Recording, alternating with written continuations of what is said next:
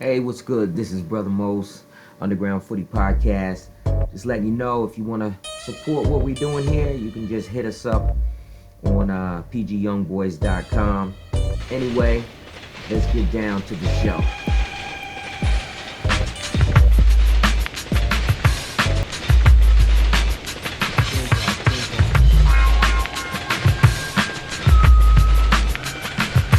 You know, those are your Some come guys over sideways, there. some come Yeah, straight way. man. Those. I mean, Griffin, Mhm. Griffin Yao, Kevin Paredes, Jacob Green, Moses Nyman. Donovan Pines. Yeah, well, Donovan, because I work at University of Maryland, so I was there, when Donovan, won the national championship and he played at Maryland. But I didn't really know Donovan for DC, but the younger guys, um, with the exception of Griffin, because Griffin came to DC United the next year, Right. because he came from VDA. But the year before that, it was AJ, Kevin, Moses, Jacob. So they're like family, like Right. I talked, Hey. Hey I'm man, not, I hey look. Remember when Moses could come out of that gate after training, and sometimes he just come hop in the car because he knew you got to ride home, bro. Whatever you need, you know what I'm saying. He's a good person, good family, and I mean it. That's the thing. It's like when you got a community of ballers, it's just amazing what these guys can do. You know. yeah, I mean, I picked up Moses a few times, brought him to practice, things Right. like that. Um, just and all of them are good kids. Yep. So, I want to say that first. I mean, uh, I got a tight relationship with the Yaos. Shout out to Sam and Kathy Yao. Mhm. Good families, right? Jacob's family, Kevin's family. I mean, all good family, good people Yeah. who just want the best for their kids. But there's something about Moses, and I just don't, I don't know what it is. Not even from a player, but there's something, a spirit within him, and I don't want to get on my pulpit. People tell me I like to preach, but there's a spirit within Moses that's, I mean, you don't find too many kids like that who's truly humble, um, cares about everybody, Yep. wants to see the best for everybody, um, makes, countless sacrifices for, his mom and his brother. And, so I'm happy to see all those guys and where they got to. Hmm. But just knowing Moses and his mother and his brother, and I've been to drop him off and pick him up and things like that. And I'm real happy and real thankful for that opportunity for him. Um, you know, Kevin and AJ are super tight. Well, AJ's tight with all of them, but like AJ, would go to Kevin's house, things like that. They hung out a lot. So, I got a special place in my heart for Kevin. And I mean, I've always loved Kevin since he was little. I got a picture when Kevin was with Bethesda and AJ was with OBGC playing against each other. And AJ's face looked a little scared because that's the left foot assassin. Kevin comes at you. You got to be careful. Hey, like I said, I mean, it's just cool to see these guys doing it. I mean, and again, I had my schedule all laid out for all the guys. I mean, literally from the pros to my guys in college. We had the schedules, and other dads they call, because to be real, a lot of these boys got into some really good programs, and I would say that for a lot of us, it's a matter of, and I would say this, it's very difficult to be successful if you don't have two parents that are pulling in the same direction to help you get there. Because I've seen some very talented players that maybe didn't get the support from home. And, it's not because they're not talented. it's just circumstances. And Yeah. so I feel blessed for all of our boys because of, you know, just the stuff they got to do. I mean, like I said, I mean, RJ been in the Cayman Islands. I mean, to what is that place, the capital of Mexico, where the Mile High Stadium or whatever it is out there to play in the CONCACAF, you know, in Canada to play against Bologna.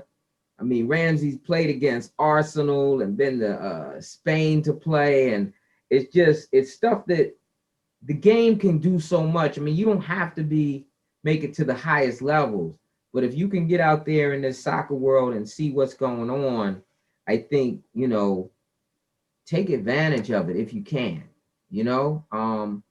Like I said, it can be very expensive as well, you know, but once they hit a certain level, the cost can drop significantly, but it's just getting there. And the way to, you know, to get there is to just make sure they keep loving the game. Because once the love of the game, once it becomes a job, it's done, man. It's over. It's very difficult. I mean, until you're at the level where it is a job, where you are getting perhaps a check or some advantages from playing ball, whether that be, you know, you get into a school that you maybe wouldn't have got into, or you get to go to a school that you maybe couldn't afford, you know? And, but at the same time, you know, like I said, if they didn't love the game, none of them would get to that level, you know? I do have a question here from one of our listeners. How's that sound, man? One of our listeners. And they were asking about the development piece because apparently they went to a game and the team was winning the game. Their team was winning the game. But kids weren't getting into the game that had traveled a long way. So the question was, is it development where they say, oh, well, he's got to work harder if he wants to get into the game? Or is it the other side where it's hard to develop if you're not playing games? What's your thoughts, Kel? Go. Say, Mike and I both have had experience with this in our paths, I guess you can say. I mean, I think it depends. I'm not gonna say all situations are different, you know. I think that speaking of my situation, KJ went through it a little bit with the Baltimore Bays Academy back in the day, where I mean we traveled to Virginia Beach, we traveled to New York, and for like weekends, you know, this would be like a weekend. And this is when Virginia Rush had an academy team. They were part of the U.S. Development Academy, and I think it was Beach FC as well. And the whole weekend he didn't play. Now these are like the bottom of the barrel academy teams. They were very weak. Didn't have a lot of players to pull from. The Bays were at the top of the stand. The Bays were like the number one. I think they were the number one ranked academy or the number two ranked academy at the time in the country. And in those situations, it didn't make any sense for them not to play players that they felt weren't part of their normal rotation. And I didn't think in that sense, it didn't make, actually in most senses, it doesn't make much sense if you're talking about development, you know, where you're supposed to be playing players, trying to get, you know, minutes and trying to get better players throughout your whole roster. So, but in those particular situations, I think that it really didn't make much sense for them not to play any of the players, like, you know, just playing your regular starting 11, excuse me, and not rotate anybody in. And the score is like 4, 5, 6 nothing. I mean, what are you doing? 9-0 some games. So Right. Yeah. What about you, Mike? I mean, I think it's like anything, especially at the younger ages. I mean, it doesn't. I hear coaches say that, and I've been through it with a couple of different clubs, and they talk about, you know, the depth or the whatever. Want you to get better. I mean, how did you get good at playing on the playground? I mean, you played, right? So what does sitting on the bench teach you? Be better in practice, or just teach you how to sit on the bench? I mean, you have to play. Especially you got to get, and I mean, you find a lot of times, if you really look at it hard, the ones who get the most opportunity and freedom to go out, just like we were talking about earlier, why we don't produce creative players, right? In the US, I mean, versus robot. The ones that get the most time to play though are the ones that, of course, they're better. It's like a self-looking lollipop, right?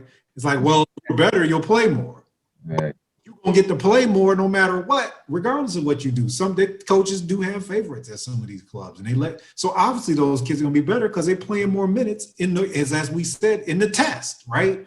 So I mean, if you go to class all week and then you don't take the test, how are you gonna get better, right? How are you gonna show yourself? How are you gonna show them? Oh, you got better. Yes, you have to play. You have to play young players.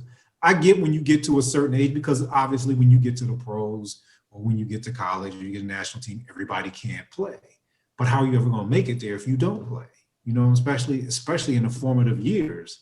I mean, even I still believe, even when, because like everybody wants to, you get to the 17s and 19s and like, oh, we got to do, I mean, you still need to play at some point because you need, even those, you're still talking about, even over, you're talking about getting time to develop. I mean, you even see European clubs put older players in their reserves or, their U21s or U23s, wherever it may be, depending on the country, when they're not in good form because they need to play, right? So you got to play somewhere. So if you're not going to play on the floor, you got to play. So just, you can't sit your way, you can't sit the bench to being a better player. I mean, Won't happen. Okay. What's your thoughts, Gus? You don't want me to answer this one. I really do. I do. You know what? I'm gonna answer this two ways. I'm gonna say first, I'm gonna put some of this on the parents. Okay, parents, if you're choosing to take your child, boy or girl, and put them on the quote unquote elite team or the academy team, your child may not play. So if you're looking for development and playing time, or are you looking for bragging rights? My kid plays here. No, your kid attends there, but your kid may not actually be playing. Right? So I think some of that, at least here in the US, falls on the parents. If parents are honest with themselves, that's what happens.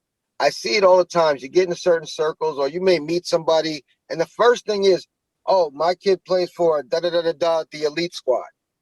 Okay. Mm-hmm. Are they any good? Are they developing? Have you seen growth since they've been there?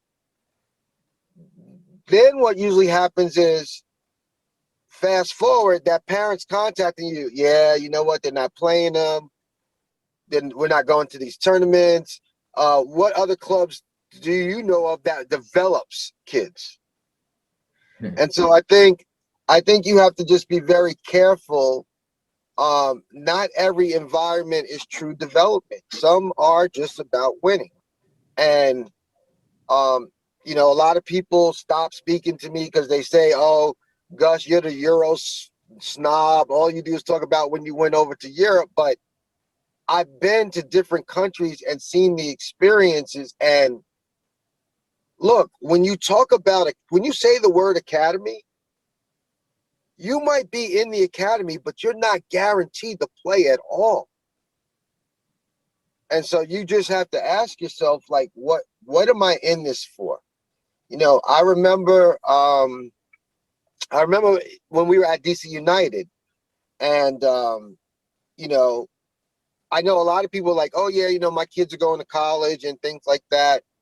And I always felt like, well, if it's college, you could play high school and go to college. You could play high school and travel.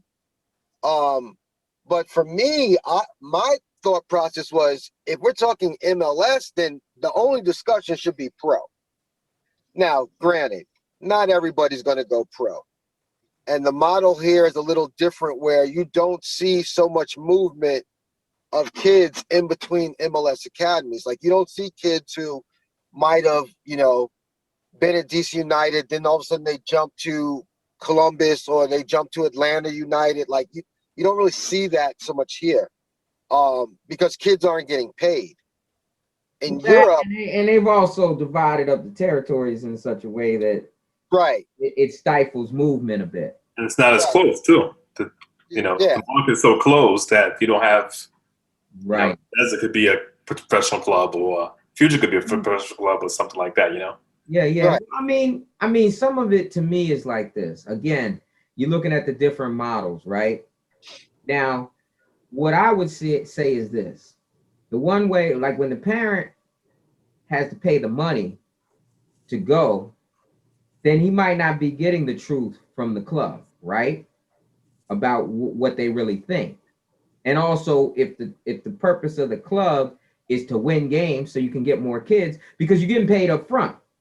Now, in a an academy system, they're picking kids and they're saying, well, these guys will either be pros or they will help us to get guys to be pros.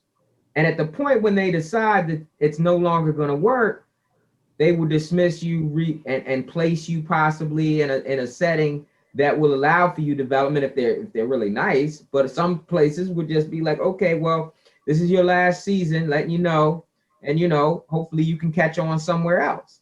Now, that's because at the top, they're getting paid once they develop a pro.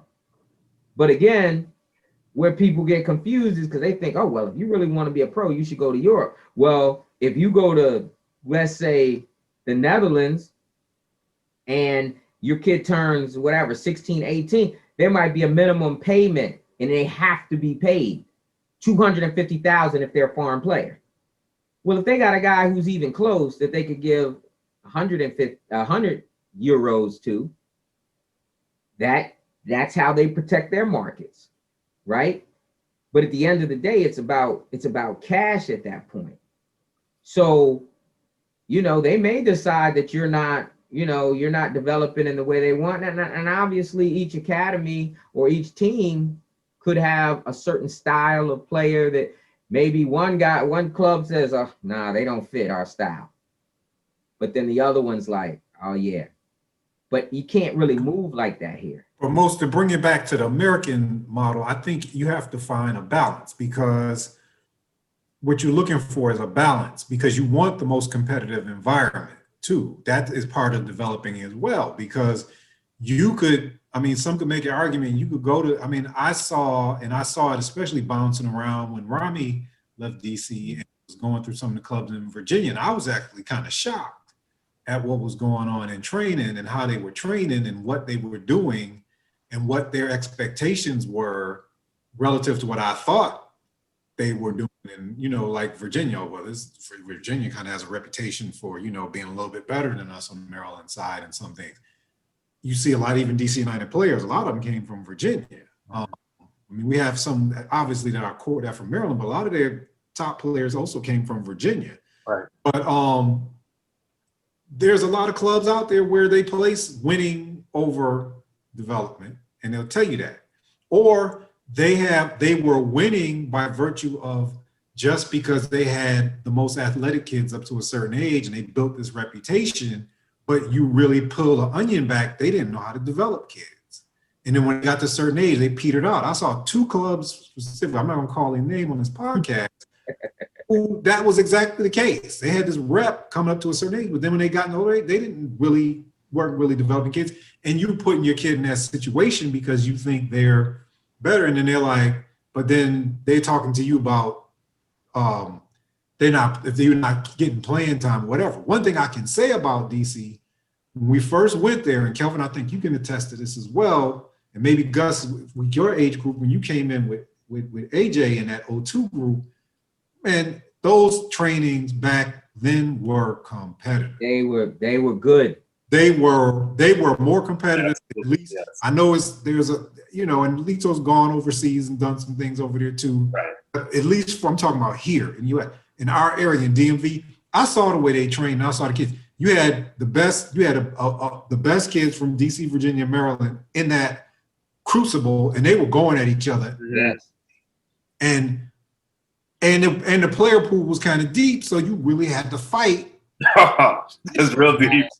You know what I mean? In fact, they even had to create at one point when we were what, U13s, 14s, or 13s, they had to create a. It was like 100 kids. Well, they had to create a whole separate league for them. Right.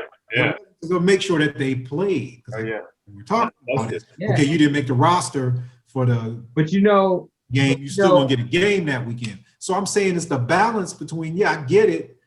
You want to get to the top level, and I explained, and I told Lito, I told my kids this, both of them straight up. I said, you understand that if you've been playing and you know doing all this at Free State, when you go over here, you might not play.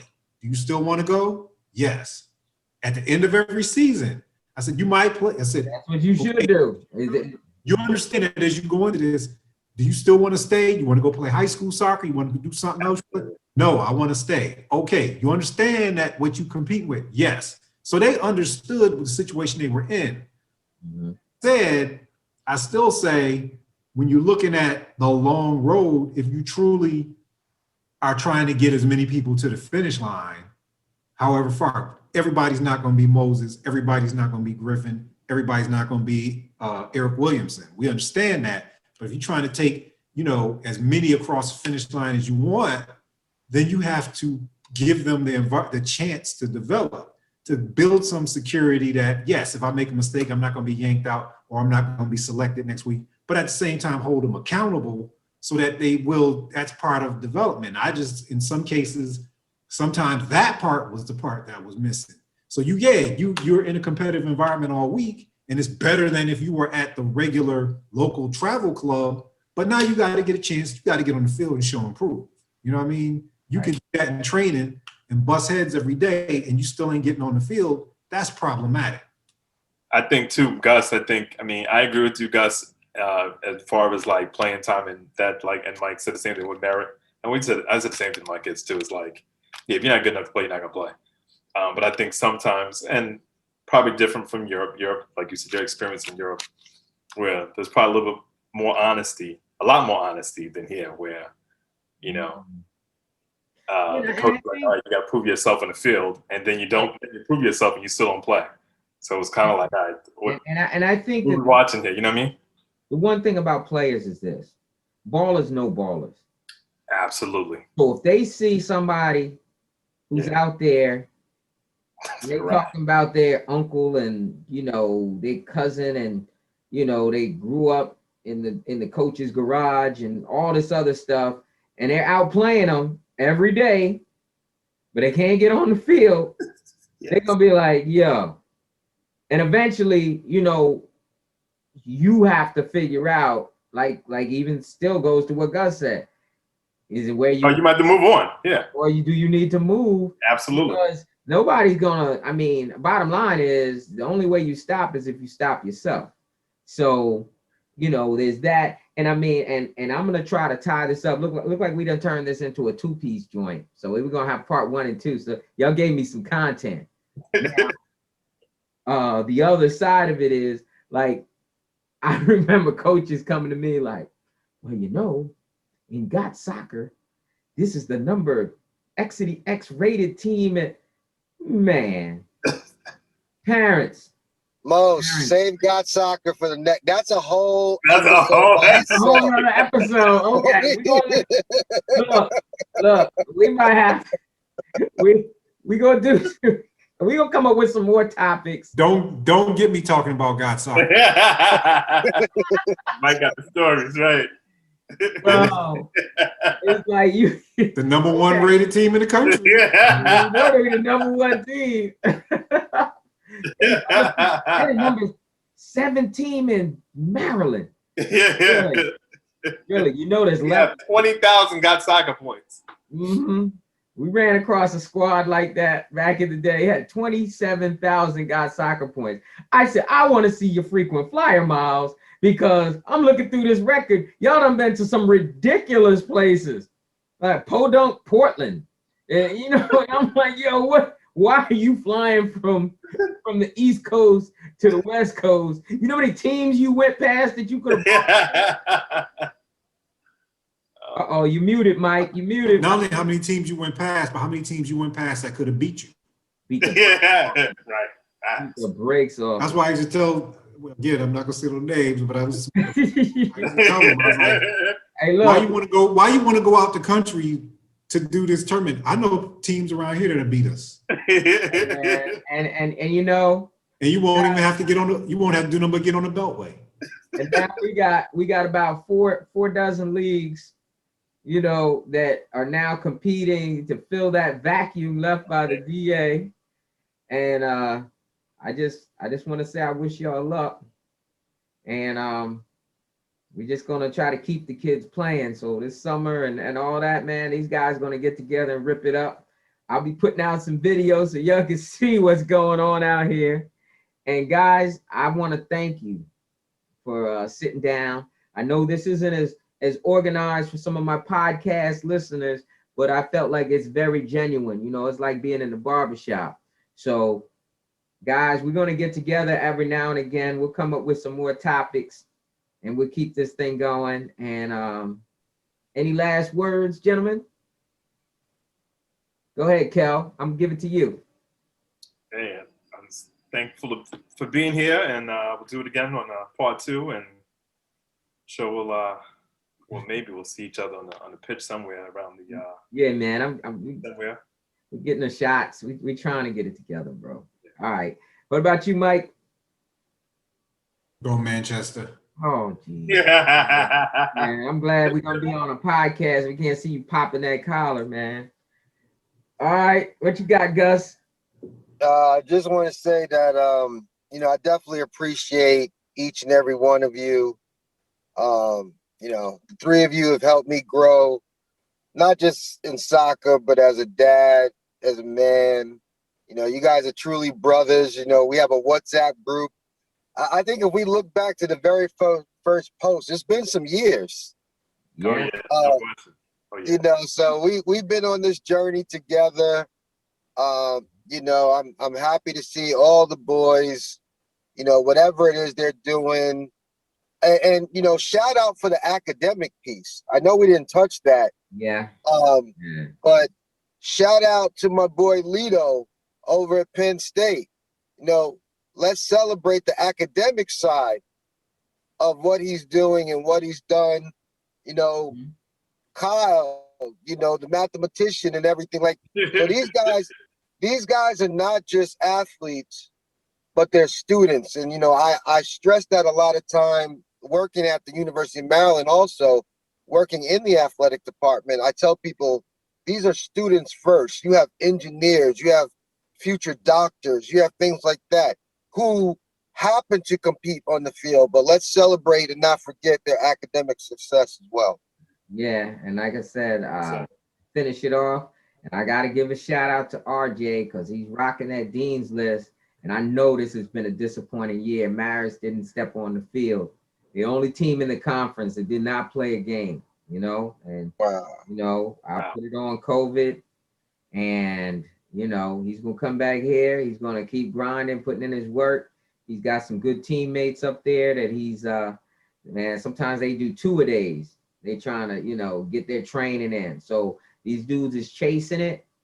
And, you know, as long as you do everything full-hearted, I believe all these kids will be successful. And anybody who wants to reach out, got any questions, whatever, you know, you can hit me up through the DMs, or just go to the website, pgyoungboys.com. And if anybody feels like they want to give us a little support, you can do that from there too. But in the meantime, you know, we'll be back. Thanks for stepping on the subway with me, guys. And I will talk to y'all soon. All right. Peace, All right, fellas. brothers. Peace All right, out. bros. All right. Good night.